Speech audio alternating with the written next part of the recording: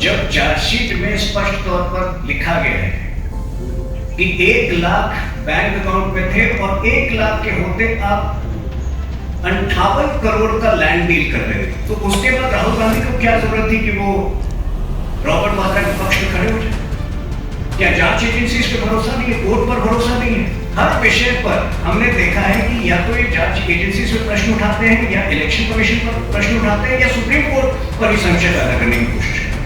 और आखिर क्या विवशता है इनकी कि हर संस्था पर ये प्रश्न उठाते हैं? मेरे ख्याल से इसका उत्तर राहुल गांधी को देना होगा कि अगर वो खुलकर खड़े हैं रॉबर्ट वाड्रा के साथ, तो उनको बताना होगा कारण क्या है। गोविंद जी, आपको नहीं लगता कि राहुल गांधी तो खुद कह चुके हैं कि हमको इंडियन स्टेट से फाइट करना है, वो इंडियन इंस्टीट्यूशन से फाइट कर रहे हैं? नहीं तो बार बार ये कहें ताकि लोगों को पता चले उनकी मानसिकता, ताकि लोगों को बार बार जो है पता चले उनकी नीयत। वो तो हम देख ही रहे सर। ये कांग्रेस पार्टी लगातार ये आरोप लगाती रही है गांधी के खिलाफ।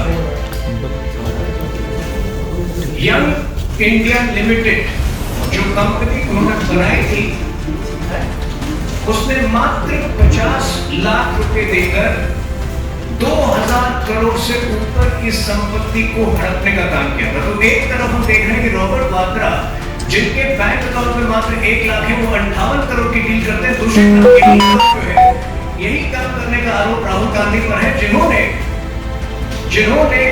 यंग इंडिया लिमिटेड के जरिए 50 लाख के एवज में 2000 करोड़ से ऊपर की संपत्तियां हड़पी थी एजेएम। तो ये 1-2 का 4-4-2 का 1 में पूरी तरह से राहुल गांधी और रॉबर्ट वाड्रा जो भागीदार निकले। ये भी दुख की बात है, आप सबने देखा है किस तरह से परसों जो है राहुल गांधी जब असम में थे तो उन्होंने एक प्रकार से धमकी दी थी हिमांता बिस्वा शर्मा जी को कि आप गिरफ्तार होंगे, जल्दी गिरफ्तार होने वाले। ये कांग्रेस की जो इमरजेंसी की मानसिकता है वो उससे ऊपर नहीं उठ पा रही। 1975 में जिस प्रकार से वो लोगों को अंदर करते थे, आज भी वही कल्पना कर रहे हैं, आज भी वही सपने देख रहे हैं कि लोगों को अंदर करेंगे। लेकिन जिनके बारे में हिमंता बिस्वा शर्मा के बारे में वो ये बयान दे रहे थे, हिमंता बिस्वा शर्मा एक इलेक्टेड सीएम है, निर्वाचित सीएम है, जिनके ऊपर दूर तक कोई आरोप नहीं है। कम से कम राहुल गांधी ने तो कोई आरोप नहीं है, तो ऐसे ही किसी को उठा के जेल में डाल देंगे। तो जिस प्रकार का उनका ट्वीट रॉबर्ट वाड्रा के संदर्भ में आया है और जिस प्रकार का बयान उन्होंने हिमंता बिस्वा शर्मा जी के विरुद्ध दिया है, एक बार फिर ये दिखाता है कि कांग्रेस पार्टी जो है उसको न्यायिक प्रक्रिया से, जांच की प्रक्रिया से कोई मतलब नहीं है। आज भी वो इमरजेंसी की मानसिकता में यकीन करती है और वही धांधली करना चाहती है देश में जो आज से 50 साल पहले कर रही थी। तो ये तो भाई ये मित्रों राहुल गांधी के विषय में हो गया जो उन्होंने आज ट्वीट डाला था। और इस प्रेस कॉन्फ्रेंस का उद्देश्य इससे आगे जाकर कुछ ऐसी सरकारी योजनाओं के बारे में भी आपको बताना था, उनकी परफॉर्मेंस के बारे में जिन्हें विशेष कामयाबी मिली है और जो गरीबों के जीवन को सार्थक बनाने में बहुत उपयोगी काम कर रहे हैं। पिछले शनिवार प्रधानमंत्री मोदी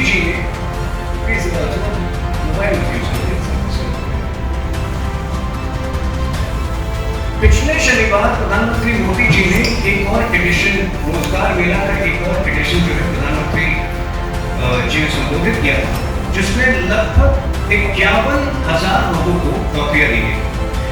अक्टूबर 22, 2022 में ये स्कीम लागू हुई थी। रोजगार योजनाओं का जो इनिशिएटिव बोला वो उससे पहले संस्करण से शुरू हुआ था। आज कुल मिलाकर 16 एडिशंस में 10 लाख लोगों को नौकरियां इससे मिली है। तो अगर आप औसत देखें, प्रति रोजगार मेला में लगभग 62,500 लोगों को नौकरियां मिली हैं। पिछले शनिवार जुलाई 12 को जो संस्करण हुआ था रोजगार मेला में, उसमें 47 अलग अलग लोकेशन पर पूरे देश में ये आयोजित किया गया था, जिसमें 51,000 अपॉइंटमेंट लेटर्स बांटे गए थे।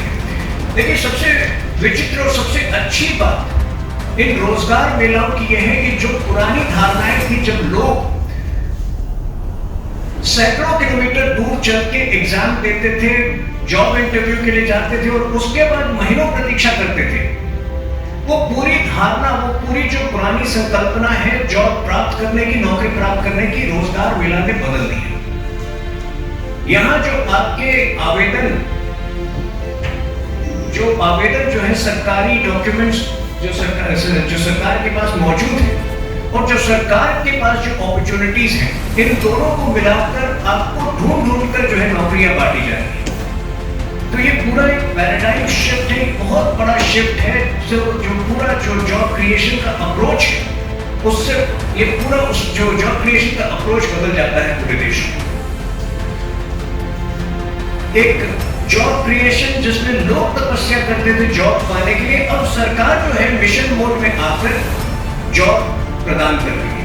और इससे विशेष तौर पर सामाजिक एक हर्ष, एक सामाजिक उत्तेजना आई है। तुरंत जिन लोगों को नौकरियां प्राप्त हो रही हैं रोजगार मेले के जरिए, तुरंत उनकी स्किल डेवलपमेंट की दिशा में उस पर काम किया जा रहा है। और जैसा कि मैंने आपको फिगर बताया, ये फिगर बयान करते हैं कि कितने बड़े स्तर पर इस योजना को कामयाबी मिली है। मात्र 20 महीने में कुछ 10 लाख जॉब जनरेट हुए हैं और हर महीने लगभग ये हो रहा है और हर महीने में लगभग 50-60 हजार नई नौकरियां जनरेट हुई हैं। एक और योजना जो सरकार ने 24 अप्रैल 2020 को शुरू की थी, ये पंचायती राज दिवस के दिन शुरू की थी और ये पंचायती राज मिनिस्ट्री के अंदर आता है, वो है स्वामित्व योजना। स्वामित्व योजना के तहत स्वामित्व योजना जो है डिजिटल इंडिया का एक बहुत अच्छा टूल बनकर उभरा है। स्वामित्व योजना के जरिए डिजिटल लैंड होल्डिंग कार्ड जो है लगभग 3 लाख गांवों में ड्रोन टेक्नोलॉजी के उपयोग से 2 करोड़ लोगों को बांटे गए। 2 crore property cards, digital property cards बांटे गए और कुल वैल्यू इन 2 करोड़ प्रॉपर्टीज का जिसके कार्ड्स बनाए गए हैं आज 100 ट्रिलियन से ऊपर है। इससे लाभ क्या हो रहा है ये आपको समझना होगा। जहां सड़क का निर्माण कर रहे हैं गांव में, तो इकोनॉमिक प्लानिंग में इसमें विशेष कर रही है, क्योंकि इन कार्ड्स के जरिए जो ड्रोन टेक्नोलॉजी से स्थापित किए गए हैं, बनाए गए हैं, जो लैंड होल्डिंग के पैटर्न जो है वो बनाए गए हैं, बड़े स्तर पर प्लानिंग हो रही है और गांव का विकास हो रहा है।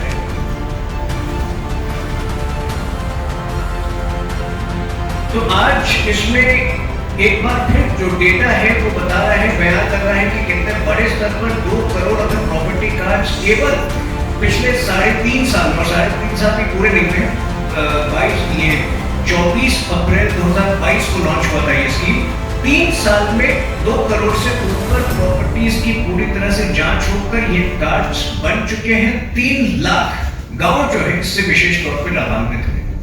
तो ड्रोन टेक्नोलॉजी का, आर्टिफिशियल इंटेलिजेंस का, डिजिटल इंडिया का, इन सब का समावेश जो है आप ग्रामीण भारत में इस स्कीम के जरिए देख सकते हैं। अभी प्रधानमंत्री जी ने अपने स्पीच में नमो ड्रोन दीदी योजना का भी जिक्र किया था। नमो ड्रोन दीदी योजना एक और ऐसी योजना है जो विशेष आर्टिफिशियल इंटेलिजेंस, डिजिटल टेक्नोलॉजी और ड्रोन टेक्नोलॉजी, इन सब का समावेश करके बड़े स्तर पर ग्रामीण क्षेत्र में, और ये स्कीम तो विशेषकर केवल महिलाओं के लिए है, तो महिलाओं की जो उन्नति हो रही है उसमें एक विशेष भूमिका निभा रही है। ड्रोन दीदी योजना जो है वो 30 नवंबर 2023 को लागू हुई थी। इसमें कुल टारगेट था कि आने वाले 3 वर्षों में 3 करोड़ लखपति दीदी जो है इसके जरिए बनाया जाना था, और पहले वर्ष के अंत में ही लगभग इसमें जो है 1.5 करोड़ सेल्फ हेल्प ग्रुप्स के जरिए जो है महिलाओं तक रीच आउट किया गया, उनको ट्रेनिंग दी जा रही है और एक बड़े स्तर पर लगभग 1.5 करोड़ ड्रोन दीदी जो आज मौजूद है हमारे गांव में। इसका पर्पस मैं आपको इसका उद्देश्य मैं आपको संक्षेप में बता दूं। ड्रोन दीदी टेक्नोलॉजी क्या है? ड्रोन्स के जरिए जो है क्या इष्टतम फार्मिंग, इष्टतम जो है ऑप्टिमल फार्मिंग की जा सकती है। जब खेतों में फर्टिलाइजर डाले जाते हैं तो क्या वो सही संख्या में डाले जा रहे हैं या ज्यादा या कम संख्या में डाले जा रहे हैं? जो केमिकल्स हैं वो किस प्रकार से कम किए जा रहे हैं? तो ये ड्रोन टेक्नोलॉजी जो है, ये ड्रोन टेक्नोलॉजी में बहुत ही साइंटिफिक तरीके से महिलाओं को ट्रेनिंग दी जा रही है, जिसमें कि वो ड्रोन में ही ऐसी सेटिंग्स कर दें जिससे खेती में सबसे बेहतर प्रावधान हो। फर्टिलाइजर में जो है कम जो केमिकल्स हैं वो कम से कम हो और उत्पादकता सबसे ज्यादा हो। और इसके जरिए 15 दिन की ट्रेनिंग दी जा रही है महिलाओं को, जिसमें 5 दिन जो है वो ड्रोन पायलटिंग के लिए है और 10 दिन जो है एग्रीकल्चर एप्लीकेशंस के लिए। तो इसमें जो है जैसा कि मैंने कहा कि प्रधानमंत्री मोदी जी ने हमेशा टेक्नोलॉजी के लोकतांत्रिकरण की बात की, डेमोक्रेटाइजेशन ऑफ टेक्नोलॉजी, कि क्या टेक्नोलॉजी का लाभ सबसे पिछड़े कस्बों तक पहुंच रहा है। उसका सबसे जीवंत उदाहरण ड्रोन दीदी प्रोग्राम है, क्योंकि इसमें महिलाएं ही बड़े स्तर पर और सब महिलाएं ही पूरी तरह से लाभान्वित हो रही।